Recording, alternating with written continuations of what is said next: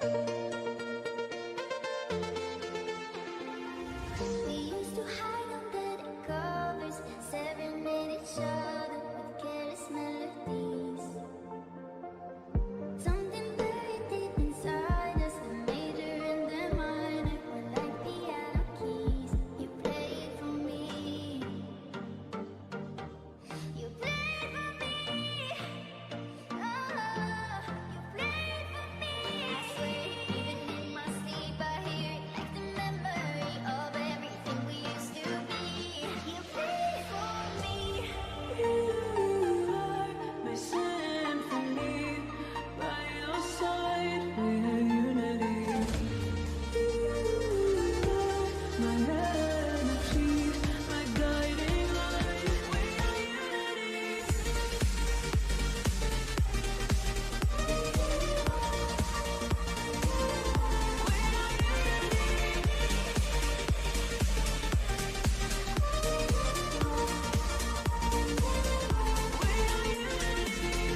Couldn't stop the world from turning. It was like a whirlwind, scattered us like leaves. But I'm stuck inside a feeling that something never leaves. We were like a symphony.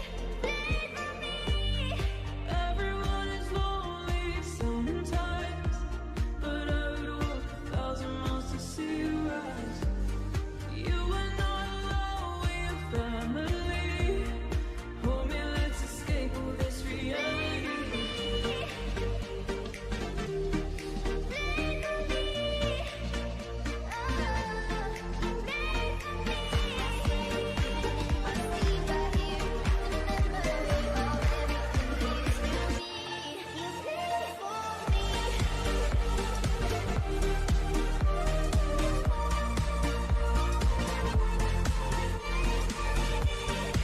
even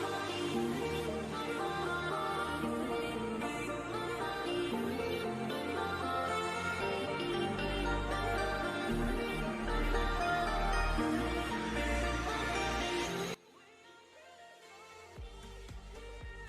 Good morning, evening, or afternoon, everybody. Fanabit here. David Benjamin Halbert, author of Black, The Name, Black, The Burden, both available on Amazon. I do apologize about going off of my uh, other opening. Fanabit is what I've been going by all these years up until now, so it just rolls off the tongue whenever I do that opening. Today we are going to be continuing my journey in learning Pathfinder 2E, with the first combat of the story I will be telling of four adventurers: Quinn the Goblin, Braun the Dwarf, Crow the Human Sorcerer Aberrant, and Helen Odell, the Halfling Cleric. So, first off, we're going to go ahead and turn on my display and get rid of this music, as we will be using the music in Talespire, background music, as today we are going to be going through an encounter, the first encounter. We're going to be seeing what is most likely to come up from the game master's point of view of what I need to know off the top of my head so that fights run smoothly. There will be a little bit of backlog, and this will take a bit of time because each character, I still need to learn what each of their abilities do. So it's not going to be a matter of this is going to run smoothly from the first shot, but there are specific things I want each character also to look to do, which means which will force me to go investigate the rules on certain things, such as flanking and tumbling. Things I know existed in older versions of the game, but I'm not sure exist now. So we're going to go to the road to Fulham, I mean. There's a slight bit of background noise going on. And now let me set the scene. Four adventurers travel along a lonely road with a shipment of cargo destined for the distant town of Fulham. Their journey has been smooth, and ten their promise of 2 gold coins apiece make the journey seemingly worth it, as it has only been a 4-day trip. Tomorrow being the 5th, they should arrive, no problem. Still weary of the chance of bandits looking for to steal the cargo and what wealth they do personally each carry, the four agree to set up watch for the night. Uh, um, I'll go first. Uh, None of you mind? I'll take one of the middle watches. My eyes are fit for the dark. Well, then I'm pretty sure I should go last. And Helen, is what your name was. I guess you're going third. All right. Sounds good. The four settle into their watches, knowing that each of them is going to have to watch for about 3 hours, 2 hours and 40 minutes, so that they each can get 8 hours of sleep.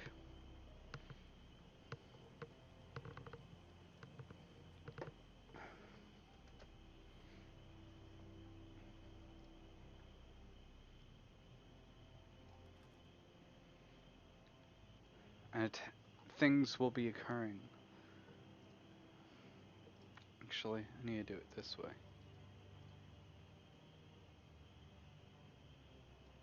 Like that. Game Master dice. So, deep into the evening, after uh, Helen has tended to the fire for a full 2 and a bit hours, nearly 3 hours, she shakes the shoulder of Crow. He throws himself forward, waking up. It's my turn already. Barely feel rested at all. Yeah, you always have bags under your eyes. Don't worry about it. The sooner we get done with this job, the sooner we can all go our separate ways again. I mean, if that's how you feel. All right, I'm going to sleep. Helen tucks herself into her sleeping bag as a thick fog remains around the camp. Crow sits, tired as always, eyes focused on the flickering of fire.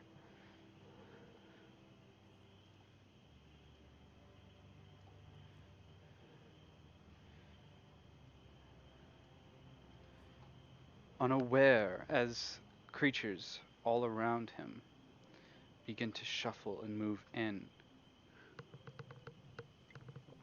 Eventually, it isn't as across from him in the glow of the fire's light, the form of a shambling humanoid can be seen just behind the cart, carrying the supplies that the group have been bringing with them. An unsuccessful perception check has guaranteed even less time to react, as figures moaning and with arms stretching towards the group approach. What in blazes? Roll initiative.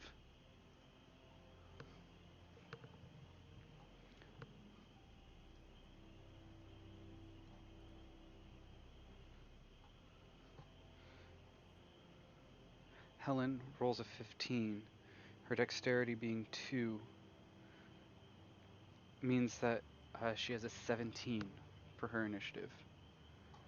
I'm going to write that down so I can order these correctly.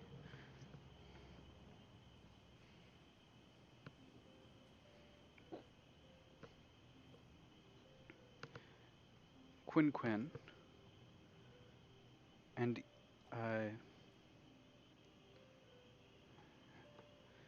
with a +3 gets a 14.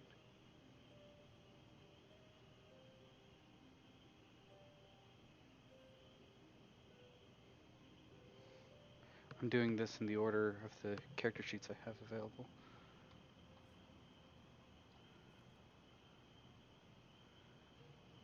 Crow, unfortunately, rolls ever low with a +1 dexterity, has a 5.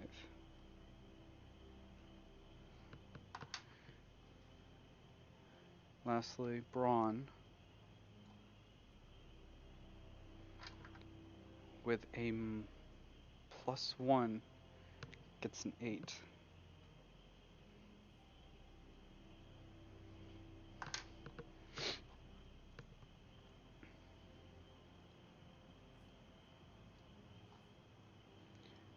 And now, for 6 separate zombies,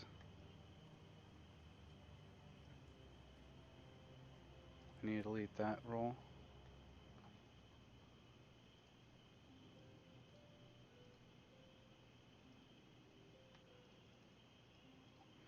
Because we don't want extra dice on the board.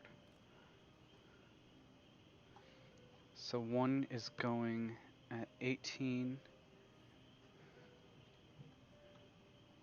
I can just read them. So one is at 18, one is at 14. I'm going to put that one after Quinn. One is at 7, directly after Brahm. One is at 6, because this is a 7. I was going to say that was a 7, so.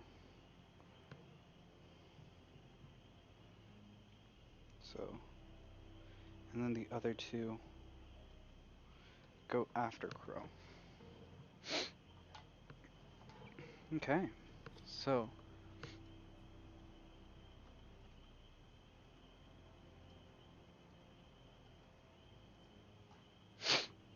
Okay, how to do turn order? Shift click?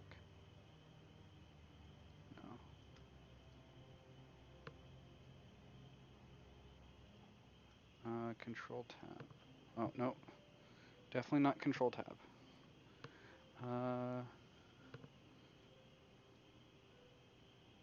Shift.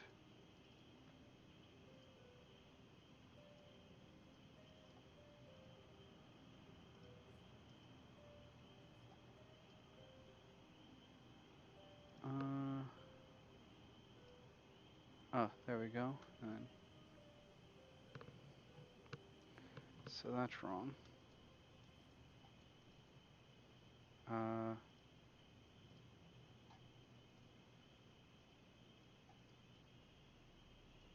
There, so, oops. Zombie, Helen, Quinn, zombie, Brahm, zombie, Crow, zombie. And we begin.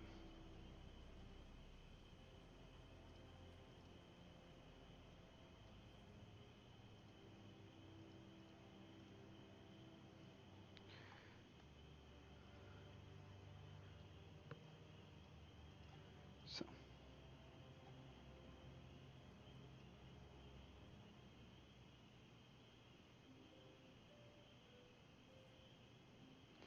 using its first action, the zombie shambles in with the step action. Let me just double check. Actions in combat. Uh, Playing the game 442. Zombie only gets 2 actions. I know this much.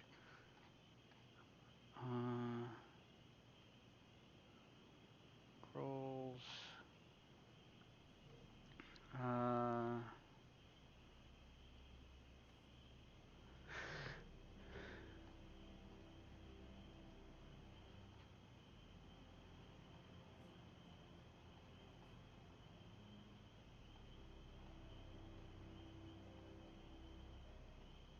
Actions. So single action.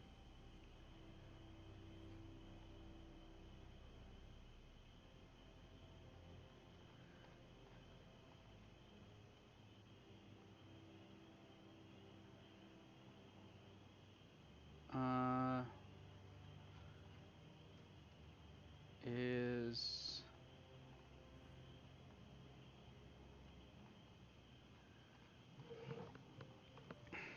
That's not going to help me. They don't have very common ones. Alright, so just first off,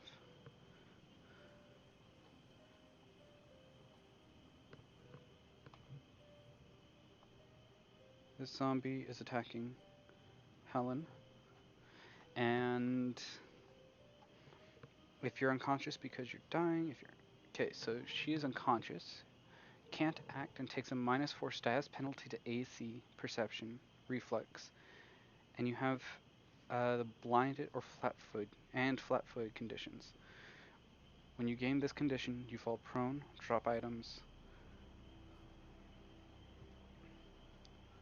So already is prone. Uh, so is a so I look at Helen's sheet. Her AC is 15 normally, but what is the effects of prone? Gotta go to the back of the book, I guess. 618. Okay.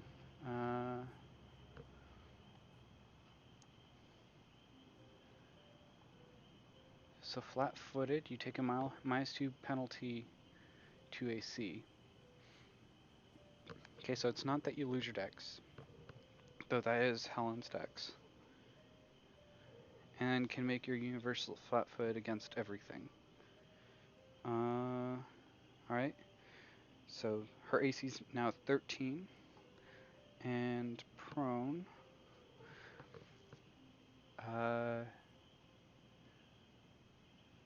Minus an additional -2 to attack rolls.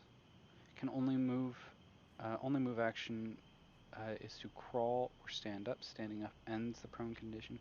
You can take cover while prone to hunker down and gain +4 or circumstance bonus AC.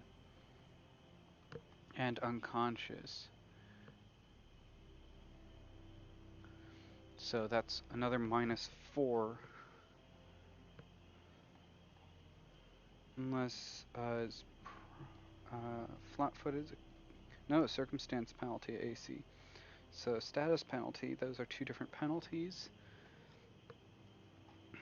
Oh, and blinded.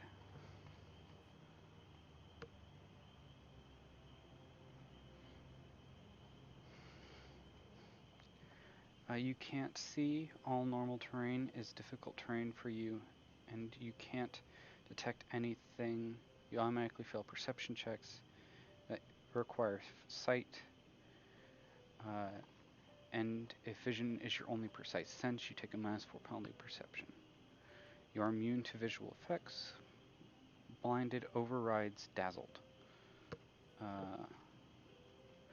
So that actually unconscious. Does it say anything about overriding? No. Okay. If you are unconscious because you're dying, no. If you're unconscious, if you're unconscious and have more than 1 hit point, You wake up in one of the following ways. Each causes you to lose the unconscious effect. You take damage provided the damage doesn't reduce your 0 hit points. So, and this might very well go very horribly for what I intend. So total of -6 to AC. So the zombie has a +7 to hit. So it has to roll a 2 or higher. It hits. So it will deal 1d6 plus 3. So 5 points of damage. Helen's max is 16, and she has taken 5.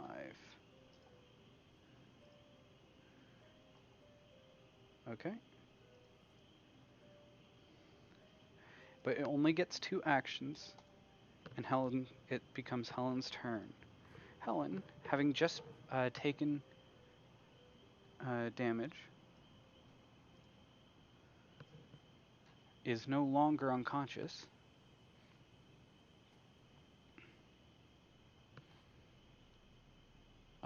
She uses... Okay, so I need to go to playing the game. Provoke attacks of opportunity is what I'm looking for. 'Cause she needs to stand up.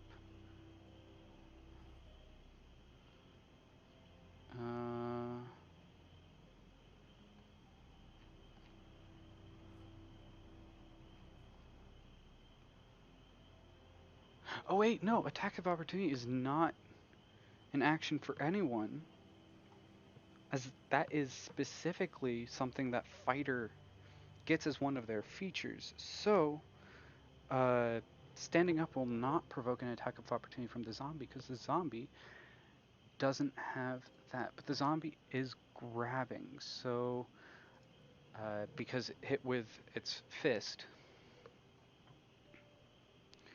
So I need to check for the grab condition.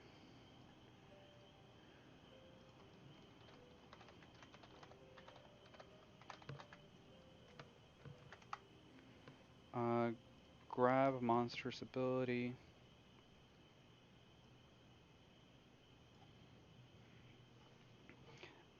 Monster last requirements. The monster's last action was a successful strike, exactly, and it grabs damage entry.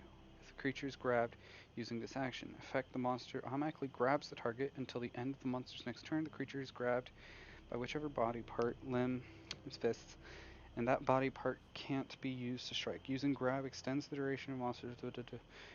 Grabbed creature can use escape action to get out of the grab. The grab ends with so I'm going to try the escape action. You attempt to escape by being grabbed, immobilized, restrained. Choose one creature, object, or house immediately opposing any of those conditions on you. Attempt to check using your unarmed attack modifier against the DC of the effect.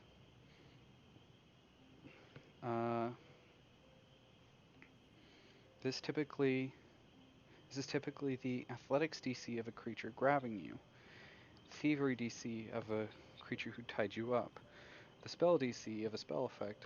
Okay. Relates to escape DC. So it doesn't have any bonuses to athletics. So that would just be it.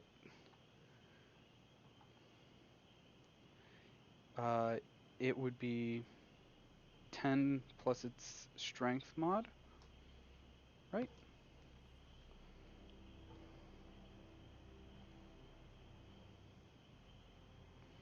Uh,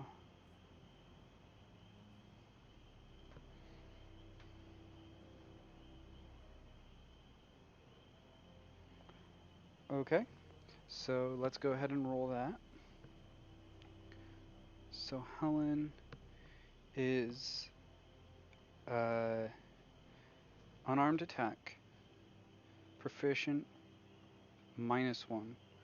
So +2 needs to get a 13. Come on, dice. Escapes. So it escapes the grab. Uh, using grab extends.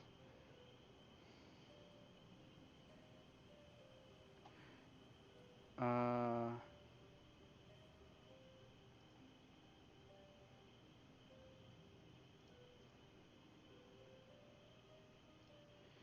and the grabbed condition you're held in place by another creature, giving you the flat-footed immobilized condition. If you attempt to manipulate a manipulate action while grabbed, you must succeed a DC 5 flat check, or it is lost. Roll the check after spending the action, but before any effects are applied. Okay. Actually, let me, since I have this up,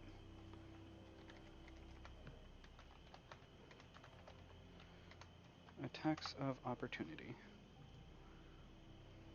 Trigger, yeah, it is a feat.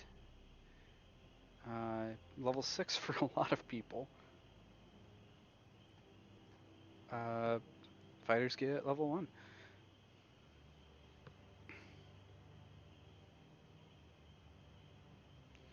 So, no attack of opportunity for...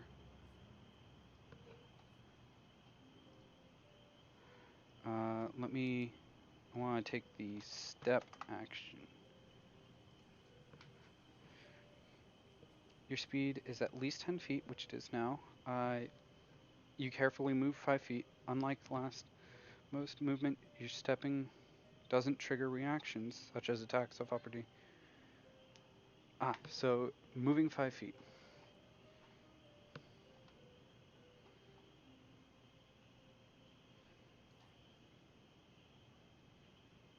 So this square moving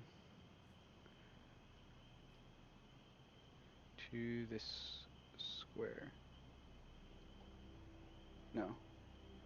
I need to move away.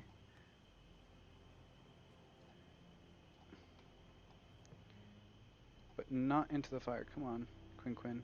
You're on the log. There we go.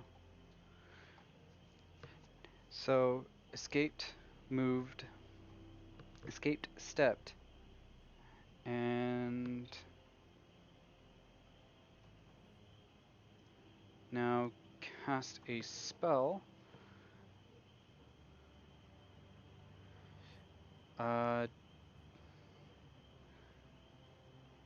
Divine Lance is the one I want to do.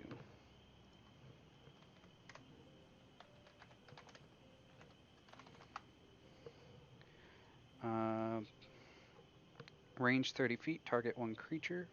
Somatic and verbal components. 2 action cast, cannot do it. Okay, never mind. Heal. Could I have healed instead of stepping away? Heal. Cast 1 to 3 actions. Somatic, the spell has a range of touch. So let's do that. So we're learning.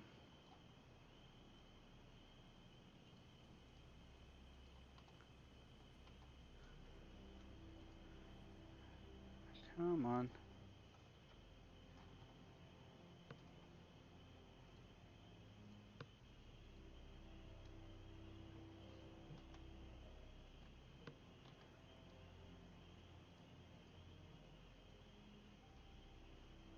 Things are freaking out.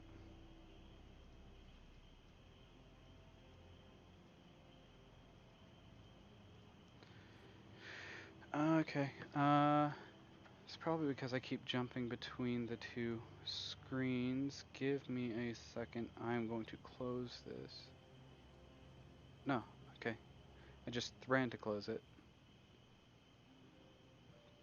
So, range has a spell of touch. You channel positive energy To heal the living or damage the undead. If the target is willing living creature, you destroy 1d8 hit points. If the target is undead, you deal that amount of positive damage to it, and it gets a basic fortitude save. Number of actions you spend on casting the spell.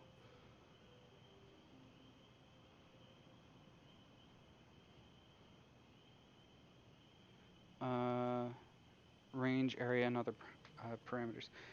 So this is going to... So it gets a fort save against spell save DC. Okay. Zombie fort save is +6.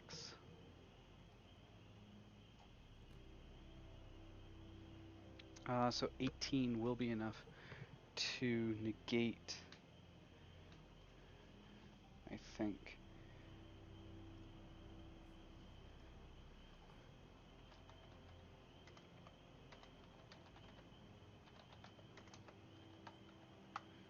Same fortitude save.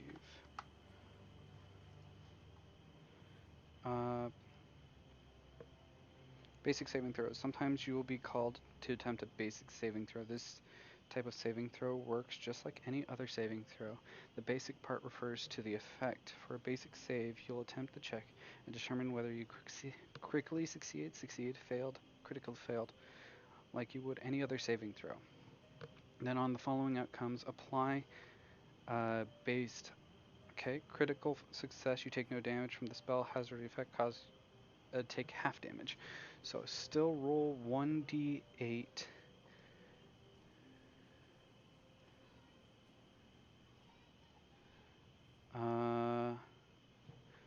And deal half, and that means it's going to be taking some positive damage. 5.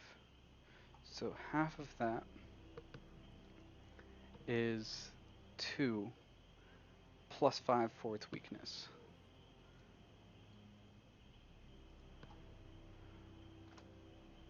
So 7 points of damage.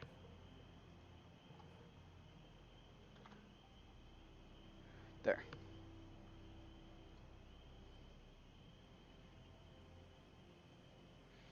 But,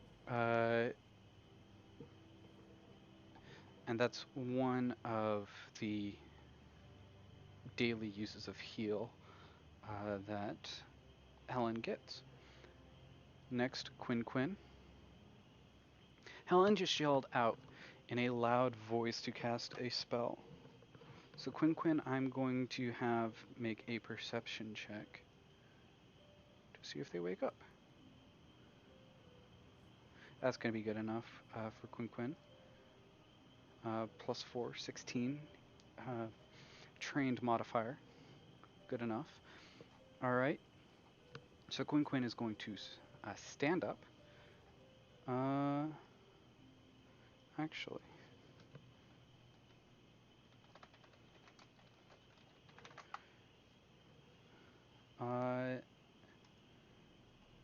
The archives of Nithis are way better at presenting information than the core rulebook. So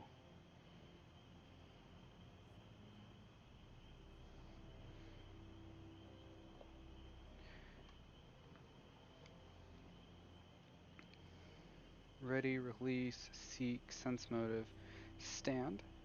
So that's one action. Is feint an action, or is that something later on for rogue? Oh, I think that's a deception skill thing. Okay. Stride. Actually, is tumble a thing? Duplicate this. And tumble.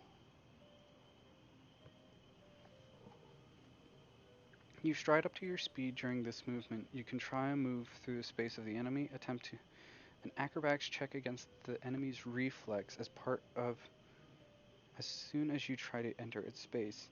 You can tumble through using climb, fly, swim, or another action instead of stride in the appropriate environment. Ah, so if you have a fly speed, a move, a swim speed, a climb speed. So Quinn is going to move here. Did not mean to roll that. Try to tumble. So that's going to acrobatics versus reflex. So Quinn's roll. 10 versus zombie reflex. 9. So Quinn succeeds. What is flanking? Oh, success, you move through enemy space, counting it as difficult terrain.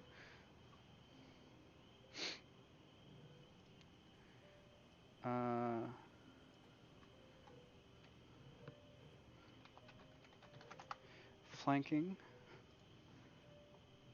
When you and ally are flanking, it is harder to, has a harder time defending against you. It is considered flat-footed.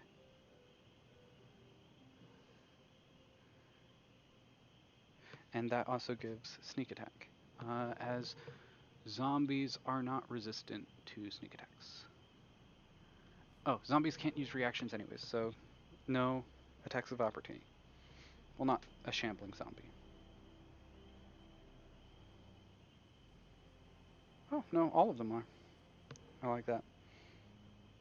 Okay. Next. Now I need to draw a weapon, so that's interact. You use your hand or hands to manipulate an object or terrain. You grab an unattended or stored object to open a door.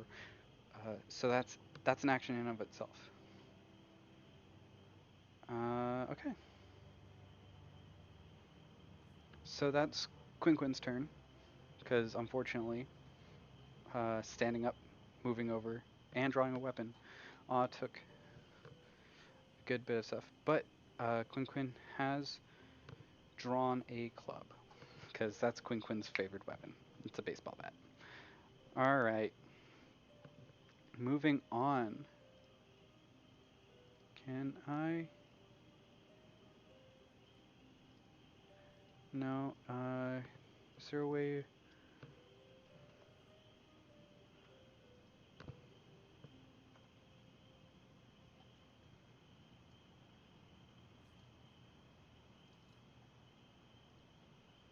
Okay.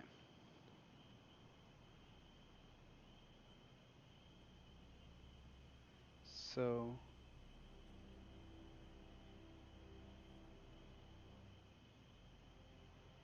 this one, they were moving towards the one that was awake. So 1,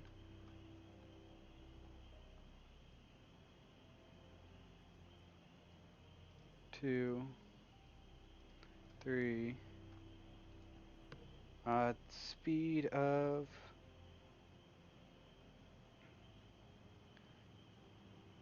25, slow, permanently slowed 1. Let me just double check what that is. Duplicate. Slow. Does not reduce speed.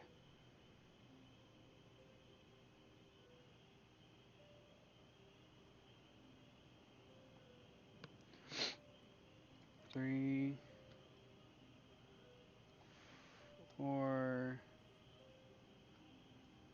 5. Are you flat-footed at the beginning of your turn? That's an old D&D thing.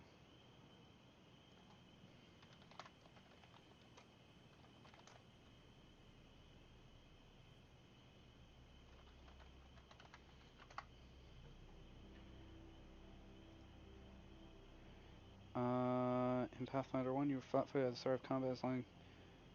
It's a rogue-specific feature. Oh yes, the surprise one. All creatures are considered flat-footed against you. Uh, Actually, let's look it up real quick. It's surprise attack, and that is on. I did not write down the page because I'm a dum dum. Surprise attack classes are page 70, and that will tell me where to go for rogue. 178.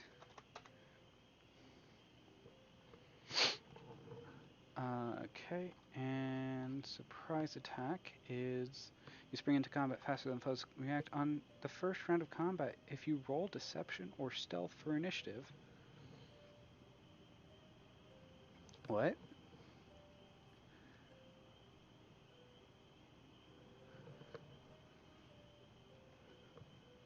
Uh, okay, rolling for initiative.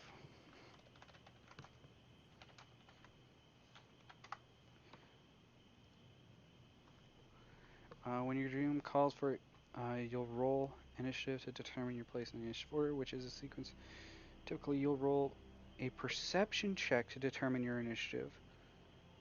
The more aware you are of your surroundings, the more quickly you can respond. Sometimes GM might call on you to roll some other type of check. For instance, if you are avoiding notice during declaration, you'd roll stealth. A social encounter could call for a deception or diplomacy check.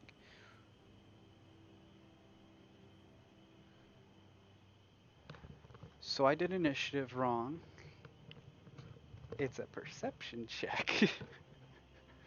Okay, that's interesting. That doesn't change things. Back to the zombie attacking Crow. Crow is not flat-footed, so it's Crow's armor class, which is 14.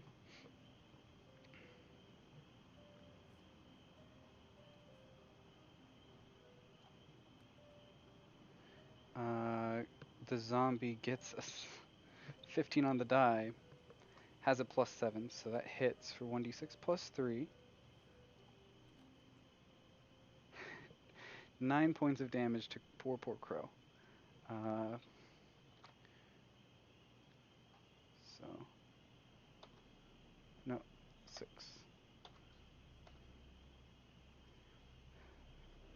Ouchies. Alright.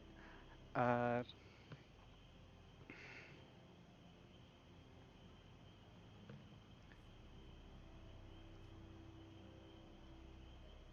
uh,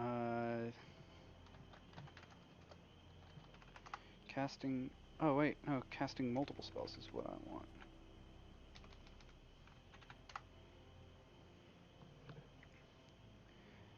Whether it comes from this.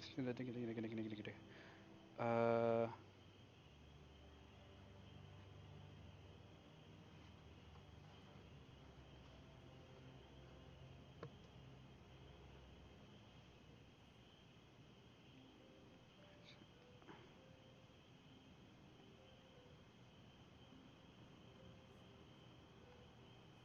Casting spells.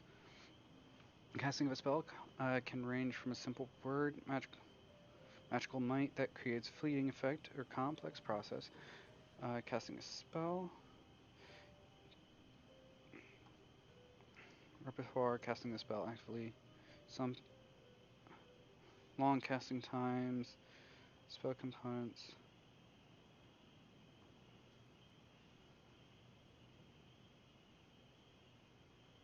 As soon as spell casting actions are complete, the spell's effect occurs. Some spells have a casting reaction or free action. These does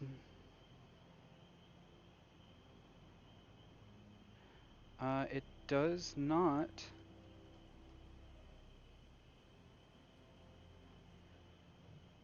say you can't cast more than one spell a turn.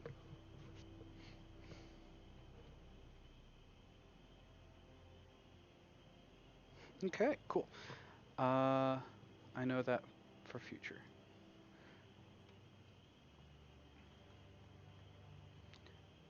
Braun is going to Roll perception to wake up.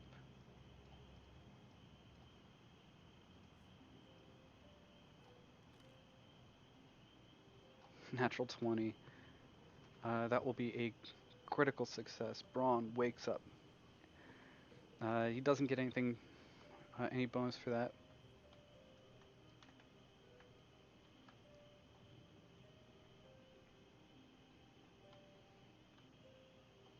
So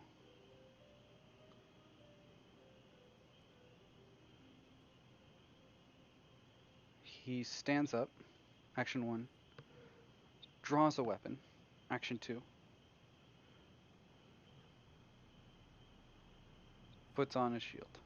Action 3. No. Strides to here.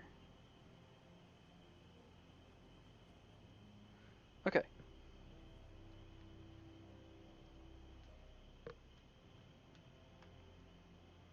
This zombie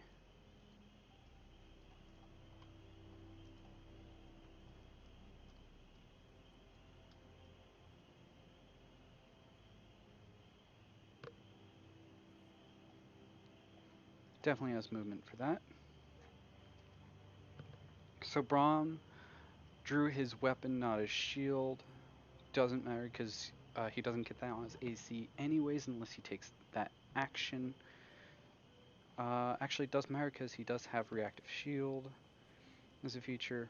Zombie needs an 11 to hit because of the +7. Bronze armor class is currently 18, so +7 needs an 11 to hit. Oh, why?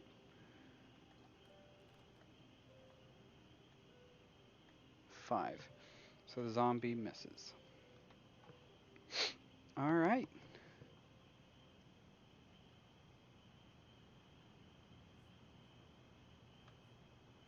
This one up here is going to go after the mule.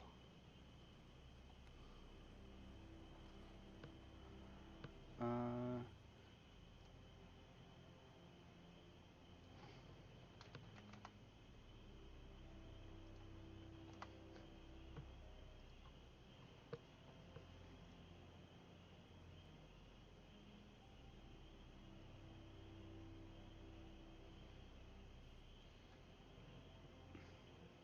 One second. Thing is loading.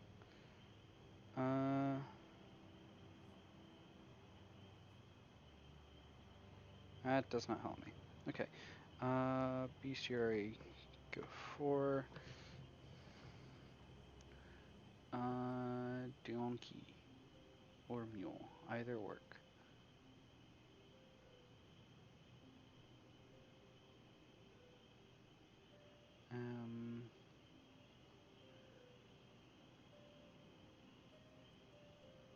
Horse, maybe? As donkey's not in here. H.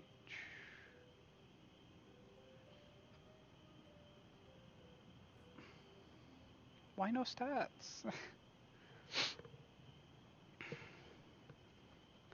Let's just say the zombie has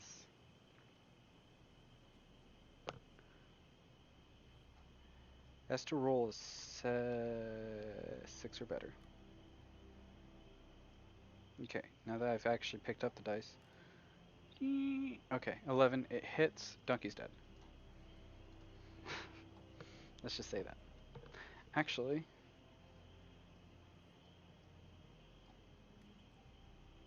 yeah, donkey's dead. Clear all dice. Crow.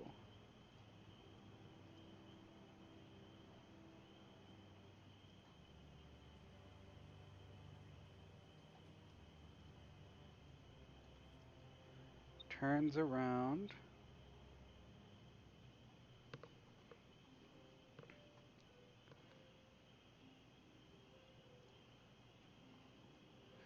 And is going to cast shield and 2 telekinetic projectiles. Actually, this is They're long rest encounters, so they get their stuff back at the end of this. Let's go magic missile. Oh, I can't search for it like that. Articles of uh, Archives of Nithis, so much better. Magic missile. Up to 3 cast.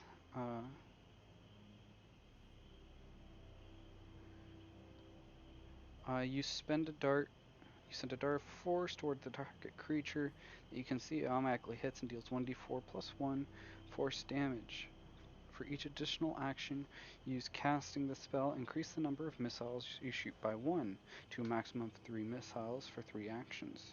You choose the target of each missile individually. If you shoot more than 1 missile at the same target, combine the damages before applying bonuses or penalties to damage, resistances, weaknesses, and so forth. So Crow is just going to blast everything he's got into this creature. So that's 3d4 plus 3. 9, 12 points of damage.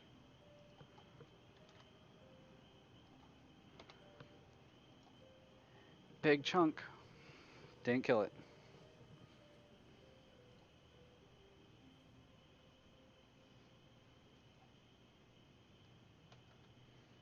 This one down here.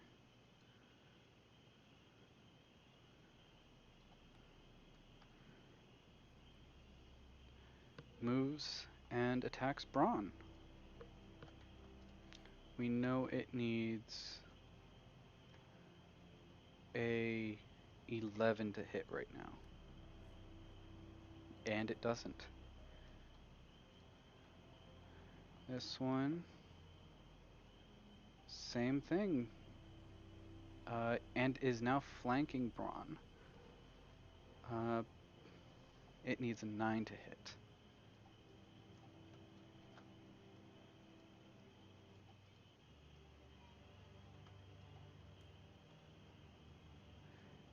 Uh, 18 is not a critical success.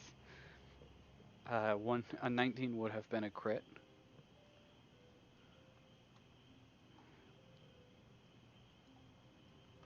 Deals 1d6 plus 3. 8 points of damage to Brawn.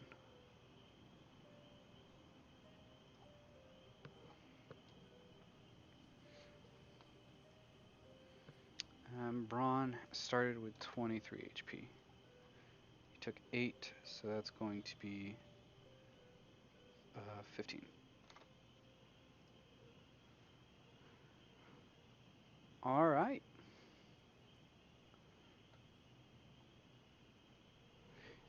Next up, we have the first zombie, which is just going to mindlessly continue to attack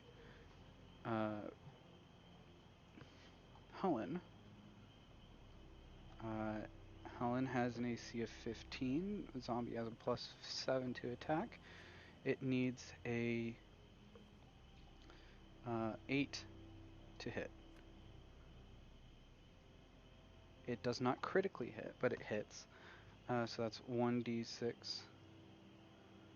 plus 3, 7 points of damage.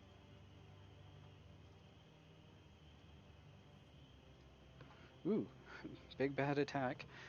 7 points of damage leaves Helen with 4 HP. It is Helen's turn now, though. Oh, actually, second action, it's going to last attack hit, so it's grabbing her right now. It's gonna use her its jaws.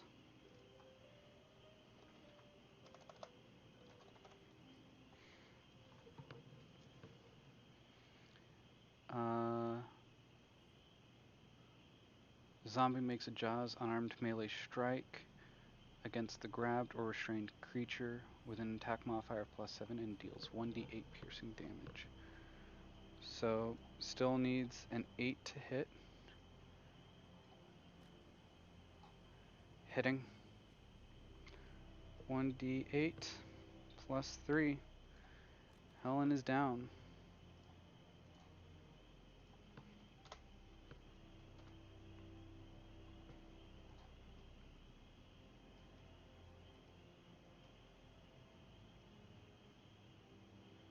Uh,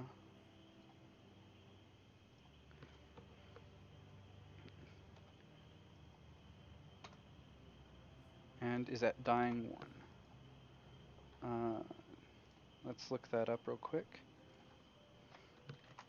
Dying. Dying, you are bleeding out, otherwise death's door. While you have this condition, you are unconscious. Dying always includes a value, and if ever reaches dying 4, you die. If you're dying, you must attempt a recovery check at the start of your turn each round to determine whether you get better or worse. Dying condition increases by 1 if you take damage while dying, or 2 if you take damage from an enemy's critical hit or a critical failure on your save. So the save DC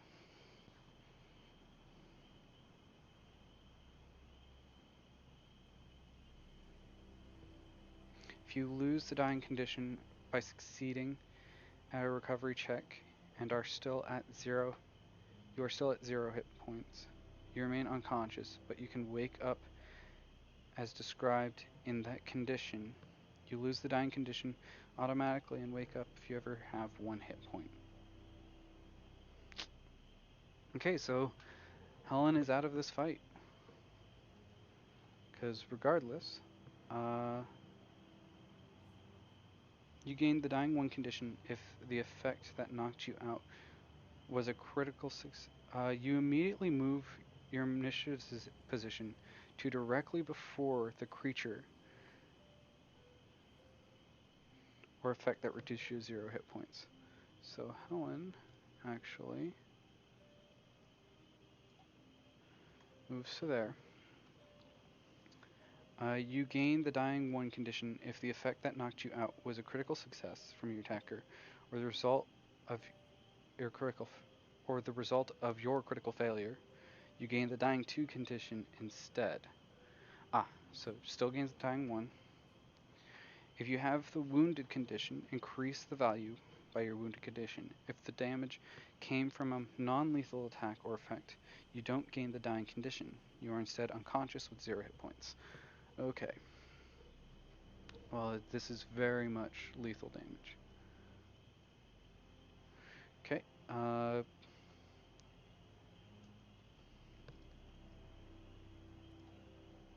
'Quinn will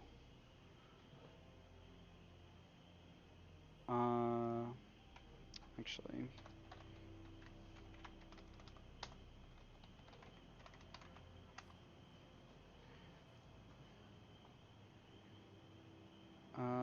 faint. You are within melee reach of an opponent. You attempt to feint. With this misleading flourish, you leave the opponent unprepared for your real attack. Attempt a deception check against the opponent with opponent's perception DC. Is it a mental effect? Yes. So it will not work on zombies. So Quinn is just going to swing her club.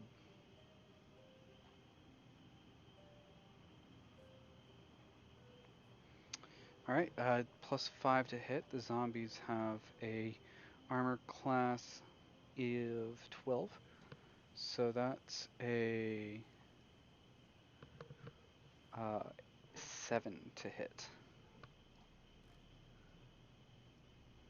1, 2. Let's see the damage done from both of those. 1d6 plus 2. 7, 8. It doesn't have resistances, luckily, to the bludgeoning damage.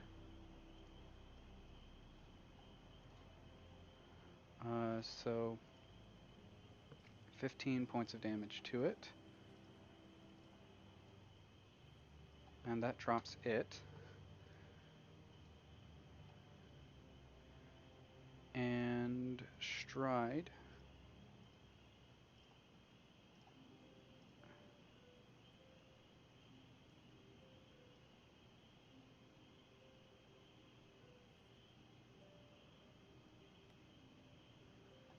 To there.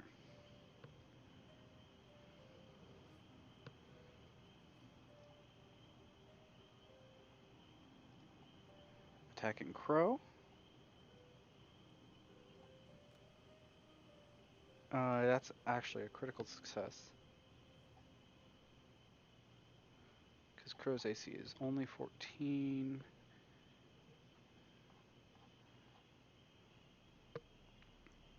Zombie has a +7, so needed a 7 to hit. 17 was a critical success.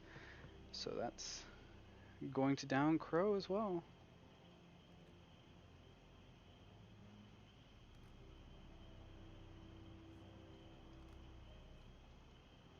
That's all dice gone. So, what's a critical success?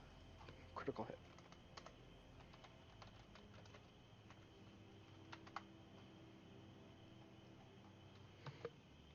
When you hit, you make an attack roll, a natural 20. The number on the die is a 20. Or if the result of your attack exceeds the target's AC by 10, you achieve a critical success, also known as a critical hit. If you critically succeed at a strike, your attack deals double damage. Other attacks, such as spells and such as spell attack rolls and some uses of the athletics skill, describe specific effects that occur when the outcomes are critical successes. Alright, so page 451 is where it goes into more detail, so 452. Increasing damage in some cases.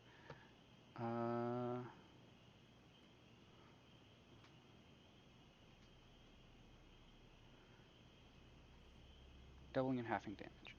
Sometimes you'll need to half or double the amount of damage, such as when your outcome of a strike is a critical hit, when you succeed basic reflex save against a spell.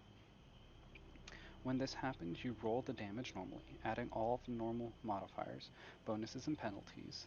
Then you double, or half, the amount as appropriate, rounding down if you halved it, which means rounding up if you doubled it. The GM might allow you to roll the dice twice and double the modifiers, bonuses, or penalties instead of doubling the entire result, but this usually works best for single target attacks or spells with low levels when you have a small number of damage dice to roll.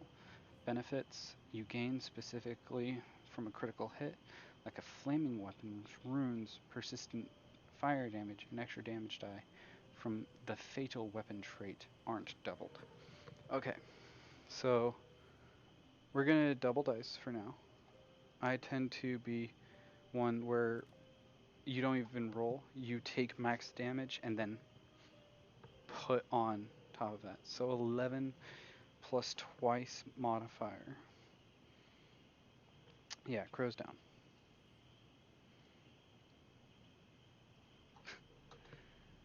Alright, not going well.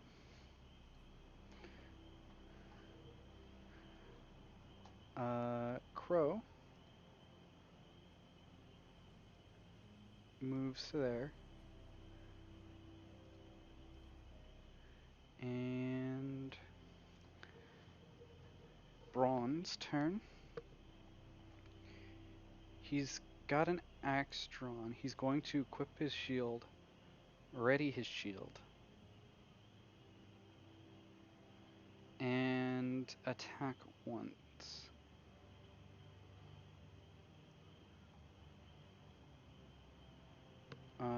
Actually, let's double check that real quick.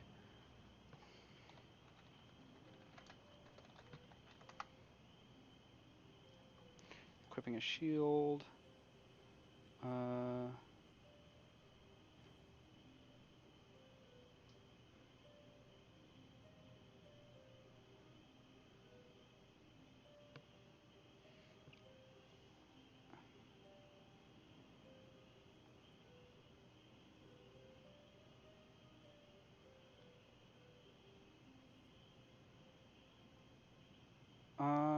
Yeah, it's just, it doesn't say it's any special type of action.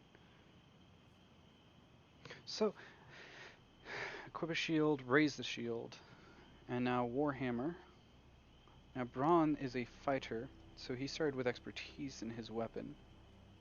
So he actually has a +9 to hit against the zombies 12. Uh, the zombies being flanked, I'm gonna say. So that's 10. So Braun literally needs to roll anything but a 1, and an 11 or higher is a crit.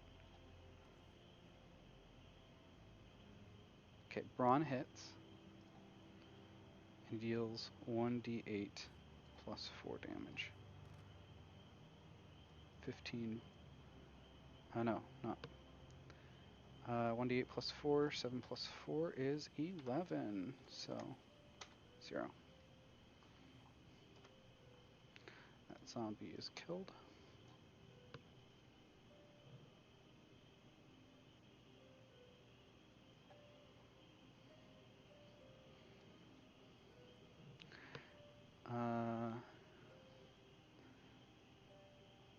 Zombie attacks Braum. Braum's armor class is currently 20. Natural 1. Is there any effect on critically failing an attack?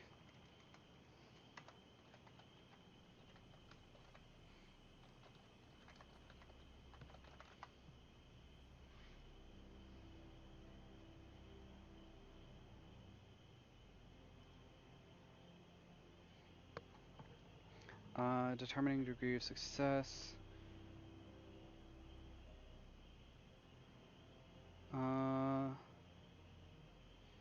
However, if you're going very high DC, you might get only a success with a natural 20, or even a failure if a 20 plus your total is less. Likewise,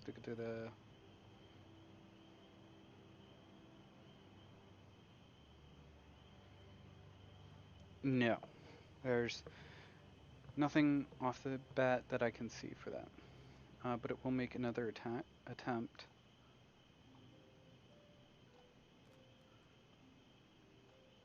That will hit. So that's 1d6 plus 3. 8 points of damage. 15 down to 7.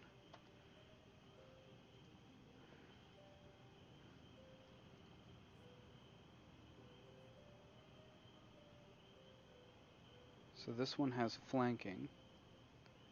So 18 needs an 11 to hit. Oh, and no. Alright, and this one.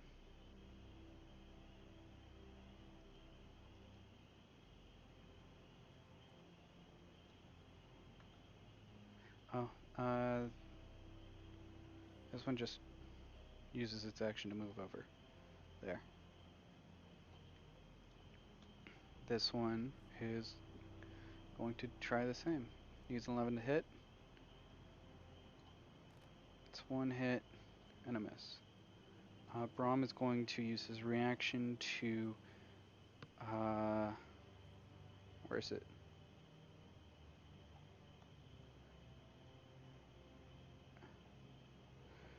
Uh,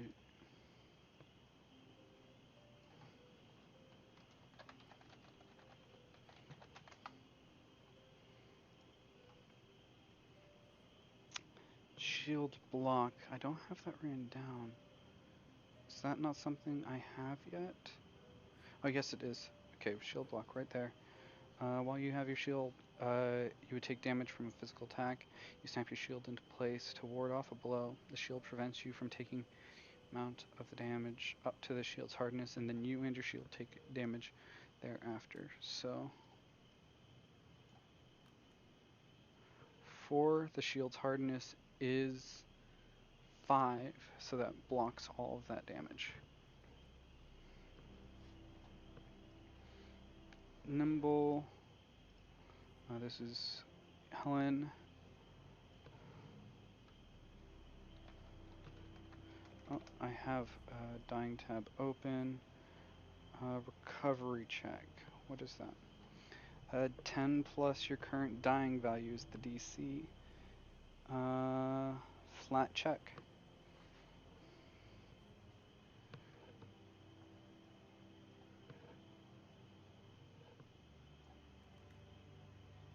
That's a success. Dying value is reduced to 0.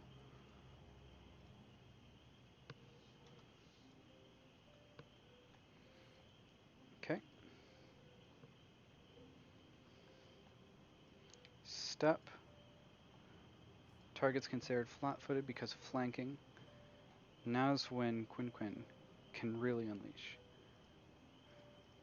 2 bat swings.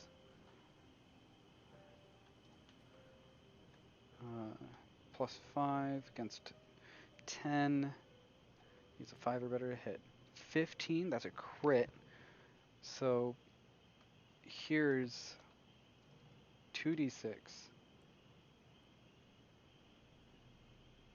Because sneak attack. 5, 15, +4, 19 points of damage from a single attack. Come on, tree, get out of the way.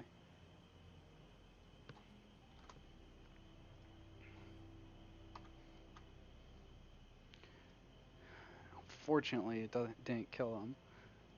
So 8 is a hit.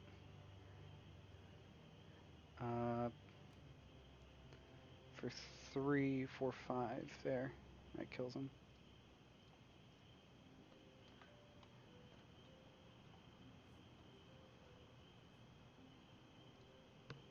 Alright, and now we go on to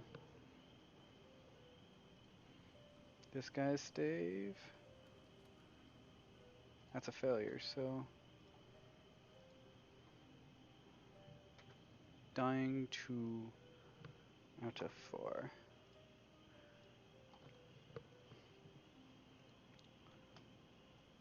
Brond raises his shield again and is going to attack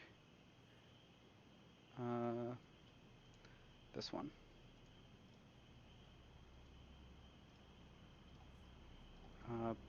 +9 to hit, not flanking. This tree's in the way.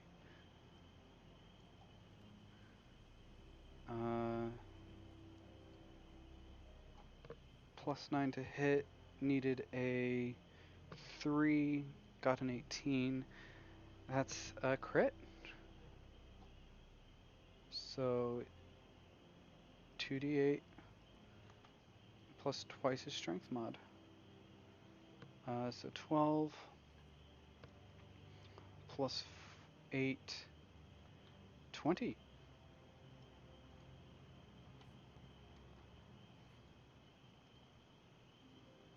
And another attack.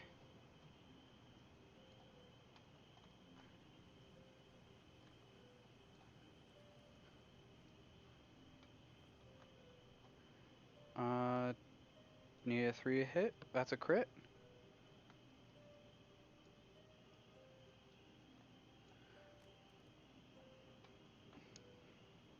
Seven plus 8 is 15.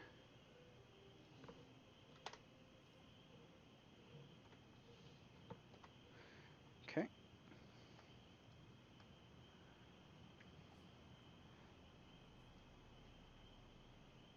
A zombie moves up to Braun,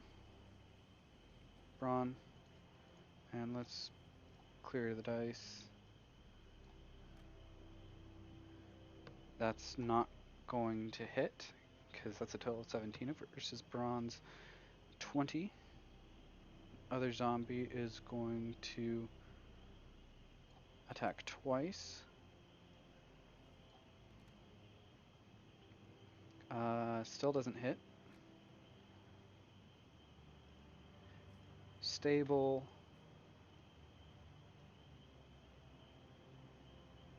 25 speed can get them there easy. Is flanking. 2 attacks.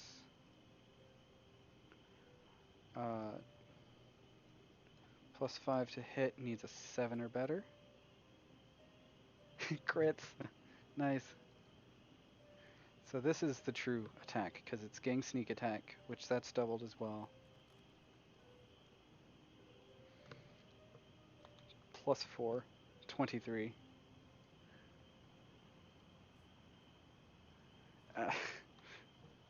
Okay, okay.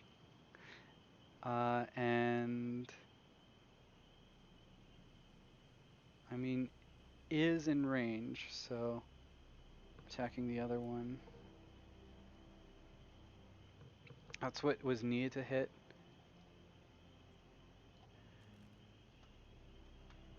9 plus 2, 11. Oh wait, no. Not a sneak attack. It's not flat-footed. Okay, 6 plus 2, 8.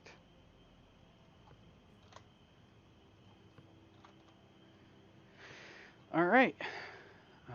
Crow needs a 12. That's a critical success. Reduces the dying value by 2. Is stable. Braun raises shield, attacks twice. Crits. So this is second edition.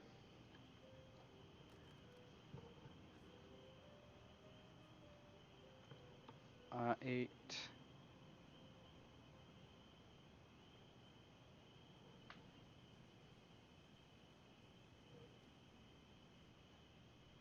Plus 3, 11.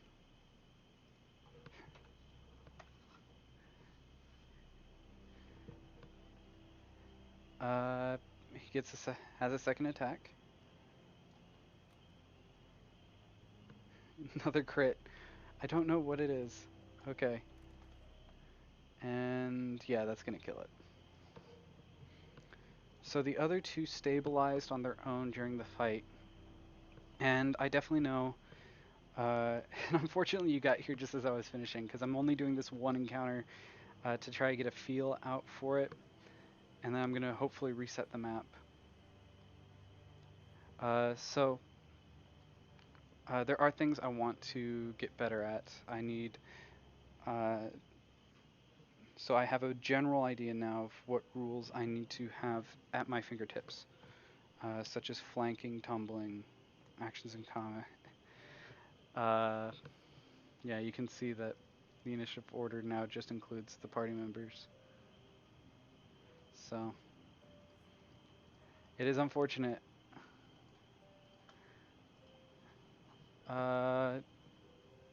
So I have that information going forward.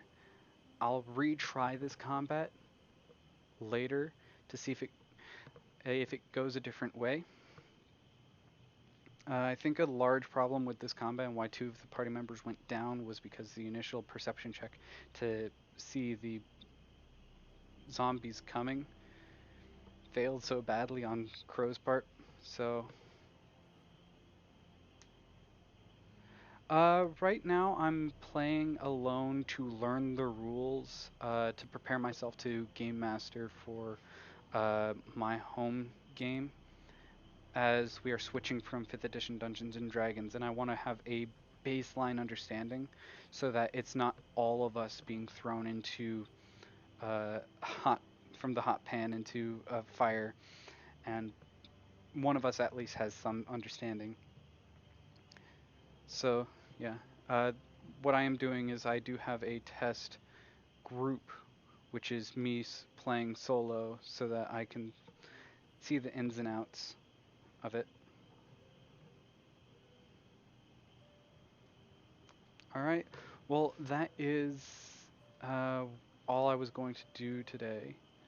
I do say that while I appreciate appearance of the night, it does stink that you don't get to see all of this forest. I have a few extra stream. My past few streams uh, went over what I do, what I've been doing for prep work, also making the characters. So those might be some good places to start off. But I'm not gonna say I'm the master. There's probably YouTube content far better for understanding those processes. This is more of a cathartic thing, me doing it for myself, and knowing that why not? It's a concept of why not also put it out there type of thing. So, well, thank you for stopping by, even though it was at the very end of everything. I am going to be ending my stream. One of my characters is a dwarf. His name's Braun. He is the generic dwarf fighter. Uh, background minor, class fighter. Went with the forged dwarf background. Not background, ancestry, heritage. That's the one. So, all right. Well, I'm going to turn off my stream now. Maybe catch you later if timings line up more favorably in the future.